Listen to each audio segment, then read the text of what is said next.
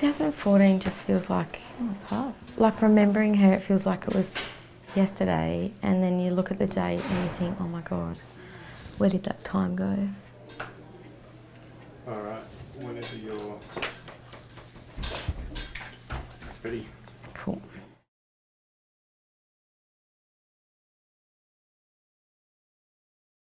Hello, I'm Rebecca O'Reilly, the Nurse Unit Manager at Batemans Bay Hospital on the South Coast. I'm here to tell you Mrs. Dean's story. Hello To everyone. in Half Scarborough. Oh, I don't know. My mum was around about, I think she was 4'9", tiny little pocket rocket. She was the mother of 7 children. She loved us all with sugar. Her favourite thing was cakes and biscuits, and she wasn't a great cook. She was just somebody that loved to eat lots of sweets, so she bathed us with sugar. I was having a glass of wine with a girlfriend and she said to me, how's your mum, Chris? And I said, oh, you know, she's pretty good. I said, she's got 9 necklaces on and had, 12 bracelets on today. I said, I think she's turning into Mr. T. And my friend said, Chris, I used to work in aged care. I think your mum might have dementia. And my response to that was, I don't have time for my mum to have dementia. I just lost my father to cancer. Take 2. Take Take 2. I watched so many YouTube videos when I first got the diagnosis. I felt like I got the diagnosis, even though it was my mum. That I wish that someone had have kind of told their story. So I was so hungry for knowledge on it. With my father having a terminal diagnosis of cancer, I just kind of knew how it was going to end. With an Alzheimer's diagnosis, I didn't know, how does it end? How does someone die from dementia? On the 15th of December in 2014, Mrs. Dean had a fall at home. She was brought to the emergency department in Batemans Bay and observed. After 7 hours, she was discharged home in the care of her family, and her daughter was to stay the night with her. Later on that evening, around 10 p.m, Mrs. Dean sustained another unwitnessed fall in her bathroom. She was brought back to the emergency department via the ambulance. The ambulance handover notes stated that Mrs. Dean was confused and her speech was garbled. Then something happened where my mum started to see spiders and ants and things crawling up curtains in the hospital, and I didn't really know what was going on. At that stage, her behaviour became really odd to me. I believe that they had given her some medication, obviously, for pain relief, and that had put her into my very first delirium. I didn't know what delirium was, so I had to Google it to see what it was and why she was seeing ants. During that evening shift, Mrs. Dean was moved from the close observation unit to a 4-bedded bay. I left her happy, sweet little face and told her to get some rest and that I would be in the next day. At 2 a.m. on the 18th of December, after being admitted, Mrs. Dean's IV therapy started to alarm. Mrs. Dean thought that the machine alarming was a fire alarm. She believed that the hospital and her room was on fire and pulled out her cannula and ran to the corridor towards the light. Mrs. Dean was calling for help and sustained a fall in the corridor. She suffered a large scalp hematoma and had pain in her right shoulder. I came back in the next day and my mum was a completely different human being. She was very aloof and she had a very bad bruise on her head and she had a broken collarbone from a fall in hospital.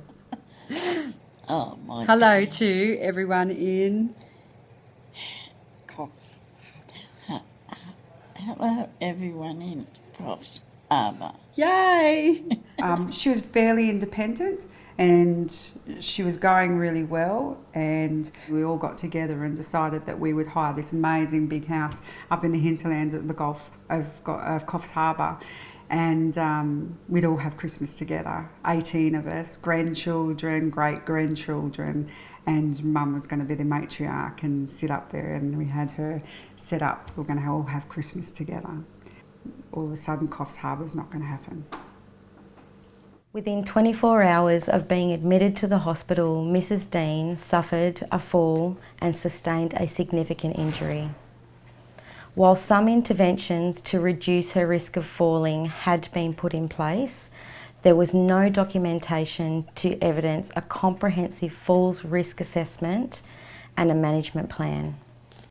The impact wasn't just so great on the family, it was all such a huge impact on Mum because she lost her confidence. The fall had left her with a wheelie walker, something that she would have considered just an old person uses. She was unable to walk without it then. She became very dependent upon it, and it was her very first trip to respite.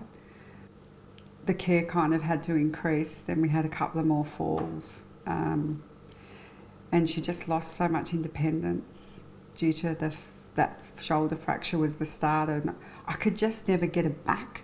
I just wanted to get her back to that health that I had just before Christmas, but it wasn't to be.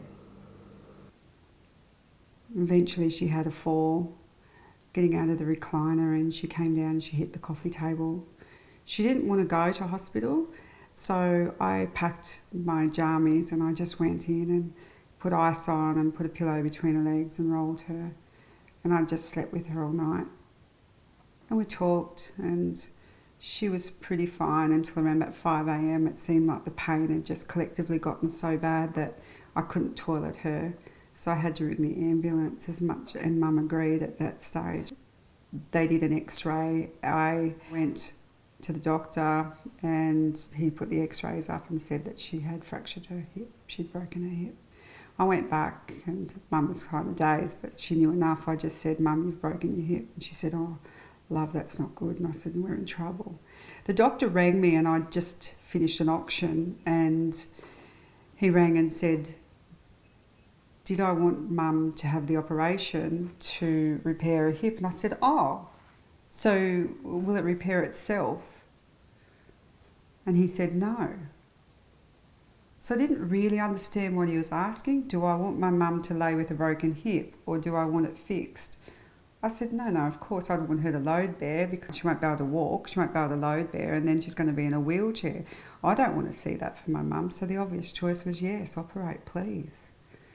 They were going to phone Canberra and Bega and work out which was the best. I said, "Oh, look, Canberra's where my sons are. It'd be good if she went to Canberra," but Bega was the decision that was made. I asked the hospital, I said, "Can you just ring me, because I'll just down tools and go with her and it ended up going to Bega. I'll go to Bega with her." I got a text message around about 2:30 just to say that Mum was waving happily in the back of the ambulance and they'd taken her. So I rang Bega Hospital when she arrived and asked to speak to her, and they said that Mum was sleeping. What I didn't know is that Mum was in full delirium, in the heaviest delirium I'd ever seen it. She was catatonic. They thought that she was severely demented. They didn't realise that my little mum was eating banana bread with me the day before, and here she is, just not able to communicate. So I got down there Sunday morning, the anaesthetist met with me. He was a lovely fellow, and he made it very clear to me that Mum's broken hip was a terminal event, and that the chances that she was going to pass away in the next 30 days was really high. I kind of thought, oh no, this is the way it ends. And I couldn't believe that no one had told me that my mum wasn't going to be able to rehabilitate with dementia. A broken hip meant that she was going to die, and that they were only doing this to keep her comfortable in her last days. And she looked up at me and she said, "Bub, am I going to die?" I said, "I hope not." She said, "It's my time and I want you to help me die. Will you take me home?" I took my mum home on the Thursday night, And she died with me, just her and I, when all the family had left. She died with me on the Saturday night. And I guess that was how it was going to end.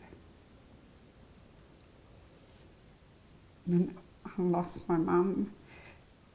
But if I went near her, if nurses went around her and changed her dressings or anything like that, she was just completely non-responsive. But if I fluffed her pillows up, she put her arms around me and she hugged me because she knew it was me. So they never really leave you, even when they're in their darkest hours, through all the drugs and all the delirium. My mum still knew who I was. My mum had the fall that took her to hospital on the 20th of December. And my mum died on the 23rd of May. And she was 77 years of age. So I lost her 5 months later. She hopes everyone's having a good time, don't you? Oh, I know they'll be loving it. They will be. Yeah. Okay. Good night, guys. Oh, it's just beautiful.